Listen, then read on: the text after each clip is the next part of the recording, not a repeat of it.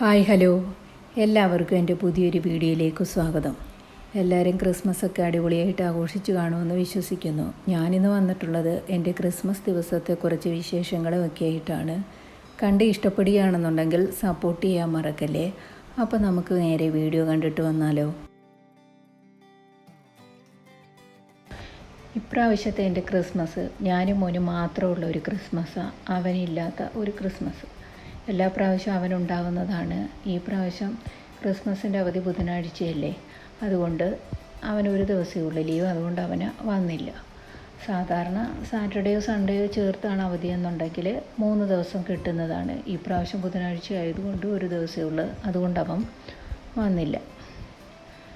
അങ്ങനെ രാവിലെ എഴുന്നേറ്റ് ആദ്യമേ തന്നെ ചായ വയ്ക്കാനായിട്ട് നോക്കിയപ്പോഴാണ് പാലിൻ്റെ പാട മാറ്റിയിട്ടില്ല എന്ന് മനസ്സിലായത്. പെട്ടെന്ന് തന്നെ പാലിൻ്റെ പാടയൊക്കെ ഒന്ന് നീക്കിയതിന് ശേഷം ചായ വെച്ചു. ഞാൻ പാൽപ്പാട ഇങ്ങനെ കളക്ട് ചെയ്ത് ഫ്രീസറിൽ സൂക്ഷിക്കും. കുറച്ചാകുമ്പോൾ അതിൽ നിന്ന് നെയ്യ് ഉണ്ടാക്കിയെടുക്കുകയാണ് ചെയ്യുന്നത്.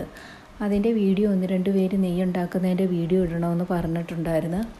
അത് ഞാൻ വഴിയേ ഇടാം.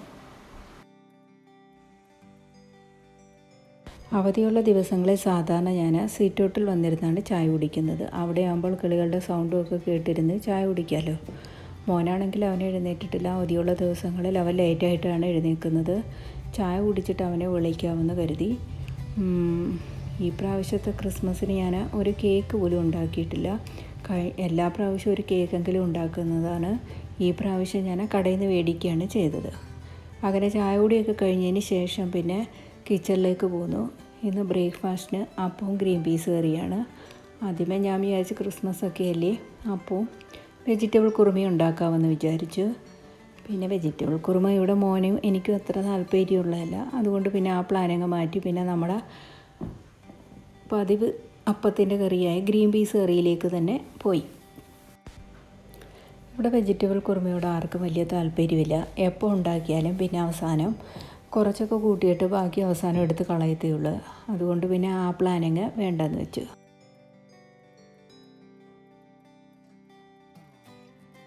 ഗ്രീൻ പീസൊക്കെ ഒന്ന് അടുപ്പത്ത് വെച്ചതിന് ശേഷം പിന്നെ അപ്പത്തിനുള്ള മാവൊക്കെ ഒന്നെടുത്ത് ഉപ്പിട്ട് മാറ്റി വെച്ച്. ഞാൻ അപ്പത്തിനുള്ള മാവ് ആട്ടി വെച്ചാൽ രാത്രിയിൽ കിടക്കുന്നതിന് മുമ്പ് എടുത്ത് അങ്ങ് ഫ്രിഡ്ജിലേക്ക് വെക്കും.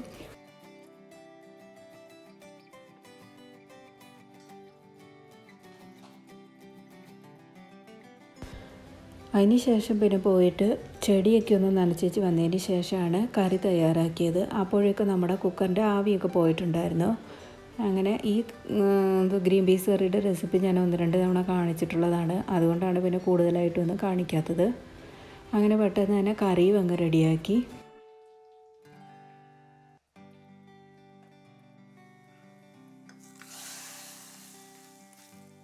ഈ കറി ഇവിടെ എല്ലാവർക്കും അപ്പത്തിൻ്റെ കൂടെ കഴിക്കാൻ വലിയ ഇഷ്ടമാണ്.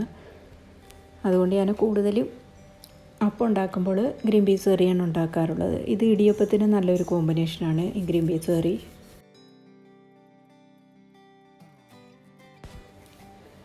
അതിന് ശേഷം വരെ ഞാനും മോനും കൂടെ പോയി ബീഫൊക്കെ വാങ്ങി വന്നു. ക്രിസ്മസൊക്കെ അല്ലേ, അപ്പോൾ ബീഫ് വാങ്ങിക്കാമെന്ന് കരുതി.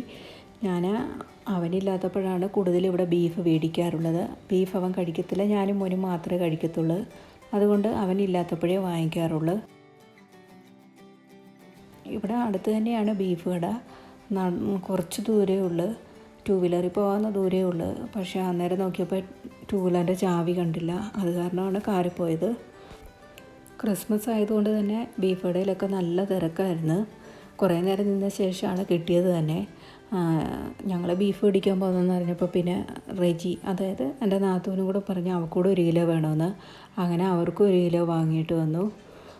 അങ്ങനെ ബീഫൊക്കെ വാങ്ങി വന്നപ്പോഴത്തേക്കിനും പിന്നെ ലേറ്റായി, 10 മണിയോളമായി. അപ്പോൾ പിന്നെ പെട്ടെന്ന് തന്നെ ഞാനങ്ങ് ചായയൊക്കെ വെച്ച് അപ്പം അങ്ങ് ഉണ്ടാക്കാമെന്ന് വെച്ചു.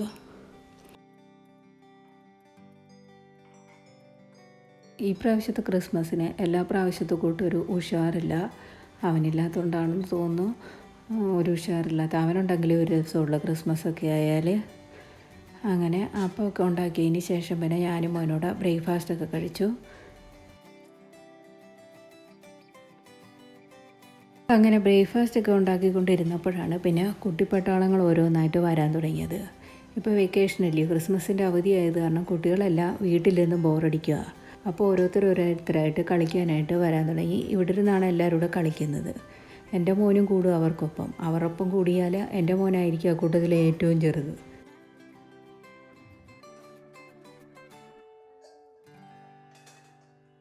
അങ്ങനെ ബ്രേക്ക്ഫാസ്റ്റൊക്കെ കഴിച്ചതിന് ശേഷം പിന്നെ ബ്രേക്ക്ഫാസ്റ്റ് ഉണ്ടാക്കിയ കുറച്ച് പാത്രങ്ങളൊക്കെ ഉണ്ടായിരുന്നു. അതൊക്കെ ഒന്ന് കഴുകി മാറ്റി വെച്ച്. കാത്തുവാണെങ്കിൽ അവളിവിടെ വന്നു കഴിഞ്ഞാൽ ഇവിടെ ഇരിക്കുന്ന പേപ്പറെല്ലാം വെട്ടിക്കണ്ടിച്ച് അവിടെ എല്ലാം ഇടും.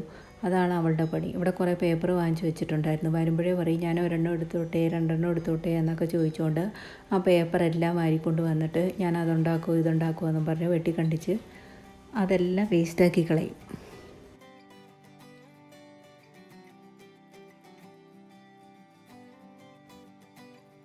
അങ്ങനെ പാത്രമൊക്കെ കഴുകിയതിന് ശേഷം പിന്നെ ഞാൻ ആ ബീഫൊക്കെ ഒന്ന് കഴുകിയെടുത്ത്, ഞാൻ 1 കിലോ ബീഫ് വാങ്ങിയിട്ടുണ്ടെങ്കിൽ ഞാൻ കുറച്ച് എടുത്തോളൂ. ഇന്ന് ഞാൻ വിചാരിച്ച് കപ്പ ബിരിയാണി ഉണ്ടാക്കാമെന്ന്. ഞാനിതുവരെ കപ്പ ബിരിയാണി ഉണ്ടാക്കിയിട്ടില്ല. ഞാൻ 1-2 വട്ടമൊക്കെ കഴിച്ചിട്ടുണ്ട്. എനിക്ക് ഇഷ്ടപ്പെട്ട് അന്നേരം ഞാൻ വിചാരിച്ച് അതൊന്ന് ട്രൈ ചെയ്ത് നോക്കാമെന്ന്. അതുകൊണ്ട് ഞാൻ 1 കിലോ ബീഫ് എടുത്ത് ഞാനങ്ങ് ഫ്രിഡ്ജിലേക്ക് വെച്ച് 1/2 കിലോ എടുത്തുള്ളൂ. ഇതിന് കുറച്ച് മതിയല്ലോ. അതുപോലെ നമ്മൾ ആദ്യമായിട്ട് ട്രൈ ചെയ്ത് നോക്കുമ്പോൾ എല്ലാം കൂടി ഇട്ടുണ്ടാക്കി വെറുതെ വേസ്റ്റാക്കി കളയണ്ടല്ലോ എന്ന് വിചാരിച്ച് ഞാൻ കുറച്ച് എടുത്തുള്ളൂ. അങ്ങനെ ബീഫൊക്കെ ഒന്ന് കഴുകി മാറ്റി വെച്ചതിന് ശേഷം പിന്നെ അതിലേക്കുള്ള സവാളയൊക്കെ ഒന്ന് കട്ട് ചെയ്തെടുത്തു.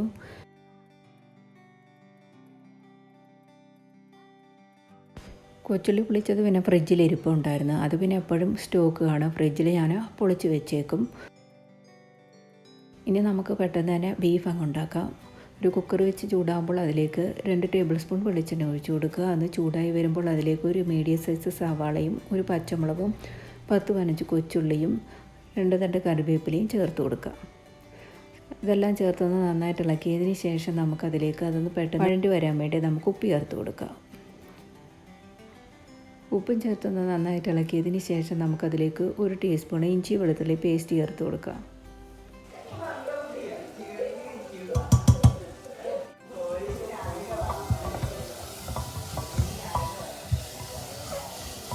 ഈ സമയത്ത് കുട്ടികൾ അവിടെ ഇരുന്ന് എല്ലാവരും കൂടെ ഇരുന്ന് കളിക്കുമായിരുന്നു. ബിസിനസ്സോ ലൂഡോയോ പിന്നെ എന്തുവാ ഏണിയും പാമ്പുവോ അങ്ങനെ ഏതാണ്ടൊക്കെ ഗെയിം കളിക്കുമായിരുന്നു പിള്ളേരവിടെ. അതിൻ്റെ ഇടയ്ക്ക് എല്ലാവരും കൂടി ഇടിയും വയ്ക്കുന്നുണ്ട്.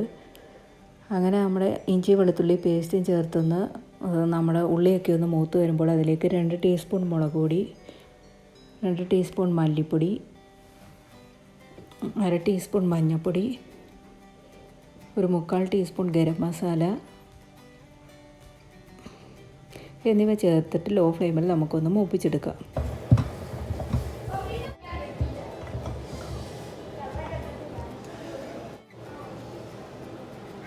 അതിലേക്ക് നമുക്ക് 1 ടീസ്പൂൺ പെരിഞ്ചീരകവും കുരുമുളകും കൂടെ വറുത്ത് പൊടിച്ചതും കൂടെ ചേർത്ത് നമുക്കൊന്ന് മൂപ്പിച്ചെടുക്കാം. അങ്ങനെ നമ്മുടെ മസാലയൊക്കെ ഒന്ന് നന്നായിട്ട് മൂത്ത് വന്നിട്ടുണ്ട്. അതിലേക്ക് നമുക്ക് കഴുകി വൃത്തിയാക്കി വെച്ചിരിക്കുന്ന ബീഫ് ചേർത്ത് കൊടുക്കുക.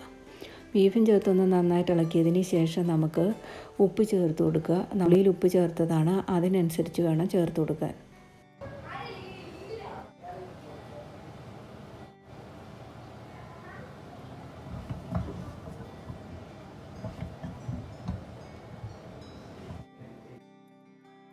അങ്ങനെ ഡൈനിങ് ടേബിളിൽ ഇരുന്ന് കളിച്ചവരെല്ലാം പിന്നെ ഡൈനിങ് ടേബിളിൻ്റെ പുറത്ത് കയറിയിരുന്ന് കളിക്കാൻ തുടങ്ങി. കാത്തുവാനെ അവൾ 6 കൂടെ കളിച്ചാൽ അവസാനം അലമ്പാവും. അങ്ങനെ നമ്മുടെ ഉപ്പ് ചേർത്തൊന്ന് നന്നായിട്ട് ഇളക്കിയതിന് ശേഷം നമുക്കതിലേക്ക് ഗ്രേവിക്ക് ആവശ്യമായിട്ടുള്ള വെള്ളം ചേർത്ത് കൊടുക്കുക. വെള്ളം ചേർക്കുമ്പോൾ എപ്പോഴും ചൂടുവെള്ളം മാത്രം ചേർത്ത് കൊടുക്കാനായിട്ട് ശ്രദ്ധിക്കുക.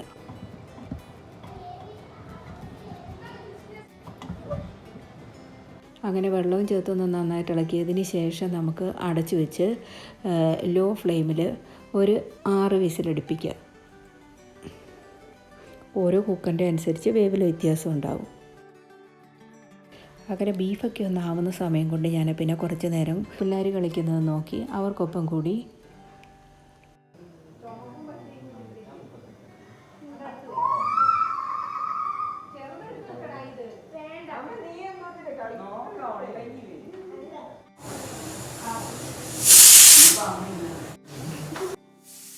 അതിനുശേഷം പിന്നെ കപ്പയൊക്കെ ഒന്ന് അരിഞ്ഞെടുത്ത്. കപ്പ ഞാൻ ഇന്ന് വാങ്ങിയല്ല, കഴിഞ്ഞ ദിവസം മീൻ വാങ്ങാൻ പോയപ്പോൾ മാർക്കറ്റിൽ നിന്ന് വാങ്ങിയതാണ്. അന്ന് കുറച്ച് എടുത്തിട്ടില്ലായിരുന്നു, അതിൻ്റെ ബാക്കി കുറച്ച് ഇരിപ്പുണ്ടായിരുന്നു. അതാണിന്ന് കപ്പ ബിരിയാണി ഉണ്ടാക്കാനായിട്ട് എടുത്തത്.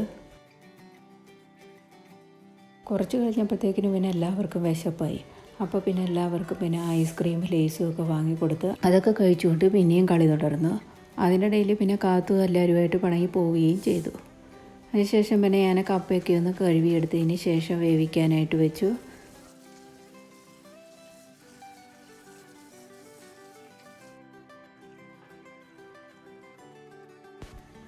ഇപ്പോൾ കിട്ടുന്ന കപ്പയാണെന്നുണ്ടെങ്കിൽ നല്ലതായിട്ട് വേവുന്ന കപ്പയാണ്. ചില സമയത്തൊന്നും കിട്ടുന്ന കപ്പയാണെങ്കിൽ ഒട്ടും വേവത്തില്ല. ഈ കപ്പ ബിരിയാണിക്കൊക്കെ ആണെന്നുണ്ടെങ്കിൽ നല്ലതായിട്ട് വേവുന്ന കപ്പയാണെങ്കിൽ ഒരു ടേസ്റ്റ് ഉണ്ടാകത്തുള്ളൂ.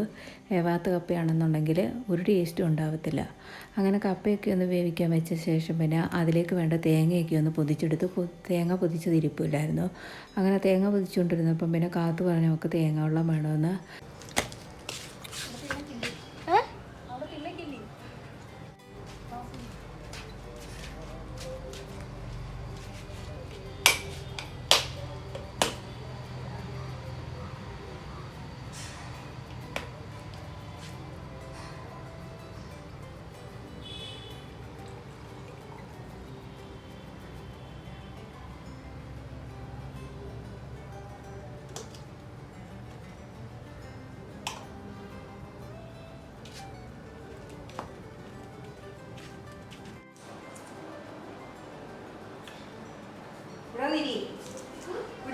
അങ്ങനെ തേങ്ങ ഉള്ളതൊക്കെ കുടിച്ച് കഴിഞ്ഞപ്പം പറഞ്ഞു പിന്നെ എനിക്ക് ഒരു പീസ് തേങ്ങ പൂളി തരാമോന്ന്. പിന്നെ ഞാനൊരു പീസ് തേങ്ങയൊക്കെ പൂളി കൊടുത്തു. അതിനുശേഷം പിന്നെ കപ്പയിലേക്ക് അരപ്പിന് വേണ്ട തേങ്ങയൊക്കെ ഒന്ന് തിരുമ്മിയെടുത്ത്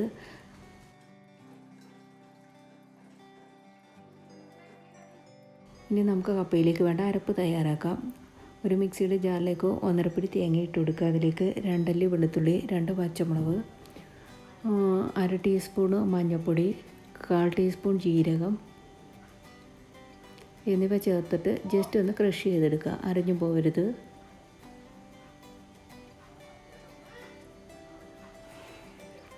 അങ്ങനെ കപ്പയിലേക്ക് വേണ്ട അരപ്പൊക്കെ ഇവിടെ റെഡിയായി കഴിഞ്ഞു. ഇനി നമുക്ക് ബീഫ് വെന്തോന്ന് നോക്കാം.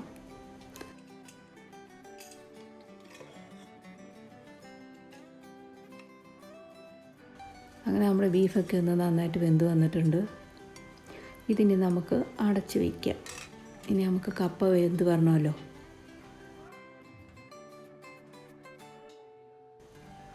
അപ്പോഴേക്കും നമ്മുടെ കപ്പയൊക്കെ ഒന്ന് വെന്ത് വന്നിട്ടുണ്ടായിരുന്നു.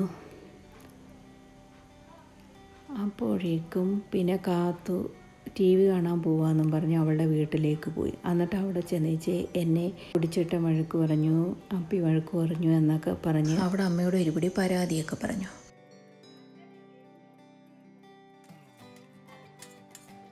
അപ്പോഴേക്ക് നമ്മുടെ കപ്പയും വെന്ത് വന്നിട്ടുണ്ടായിരുന്നു. അതിലേക്ക് നമുക്കിനി അരപ്പ് ചേർത്ത് കൊടുക്കുക. അരപ്പും ചേർത്ത് കൊടുത്തതിന് ശേഷം അതിലേക്ക് ആവശ്യത്തിന് ഉപ്പും വെളിച്ചെണ്ണയും ചേർത്ത് ഒന്ന് നന്നായിട്ട് കുഴച്ചെടുക്കുക.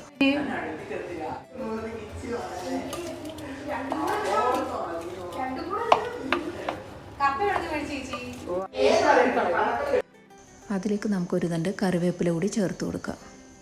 കറിവേപ്പിലയും ചേർത്തൊന്ന് നന്നായിട്ട് ഒന്നുകൂടി ഒന്ന് കുഴച്ചെടുത്ത്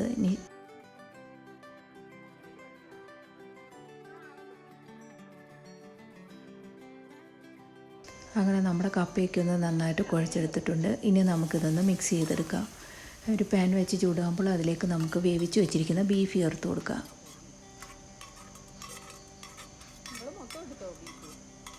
ബീഫ് ചേർത്ത് കൊടുത്തതിന് ശേഷം നമുക്കതിലേക്ക് വേവിച്ച് വെച്ചിരിക്കുന്ന കപ്പയും ചേർത്തൊന്ന് നന്നായിട്ട് മിക്സ് ചെയ്തെടുക്കാം.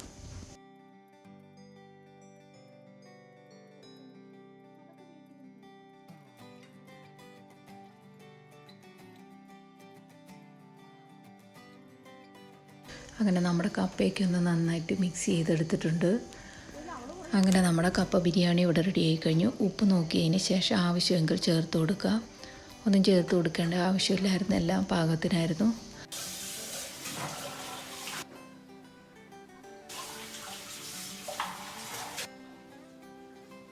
അതിനുശേഷം പിന്നെ ഫുഡ് ഉണ്ടാക്കിയ കുറച്ച് പാത്രങ്ങളൊക്കെ ഉണ്ടായിരുന്നു. അതൊക്കെ ഒന്ന് കഴുകിയെടുത്തതിന് ശേഷം സ്റ്റൗ ഒന്ന് ക്ലീൻ ചെയ്തെടുത്തു. അപ്പോഴേക്കും പിന്നെ കുട്ടിപ്പട്ടാളങ്ങളെല്ലാം ഫുഡ് കഴിക്കാൻ വേണ്ടി വീട്ടിലേക്ക് പോയിട്ടുണ്ടായിരുന്നു. കുട്ടികളുള്ളതുകൊണ്ട് പിന്നെ സമയം പോയതേ അറിഞ്ഞില്ല.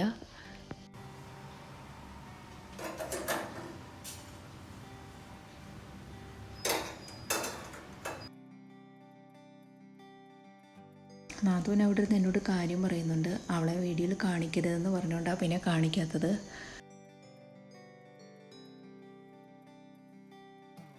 അതിനുശേഷം പിന്നെ ഞാൻ കിച്ചൺ കൂടി ഒന്ന് അടിച്ച് വാരി വൃത്തിയാക്കി. അപ്പോഴേക്കും പിന്നെ മോന് വിശക്കുന്നെന്ന് പറഞ്ഞ് പിന്നെ അവന് ഫുഡ് കൊടുത്ത്. ഈ കപ്പ ബിരിയാണി എപ്പോഴും സെർവ് ചെയ്യുമ്പോൾ അതിന് മുകളിലായിട്ട് അല്പം സവാള ചെറുതായി കട്ട് ചെയ്തതും മല്ലിയിലയും കൂടെ തൂവി കൊടുത്ത് വേണം സെർവ് ചെയ്യാൻ.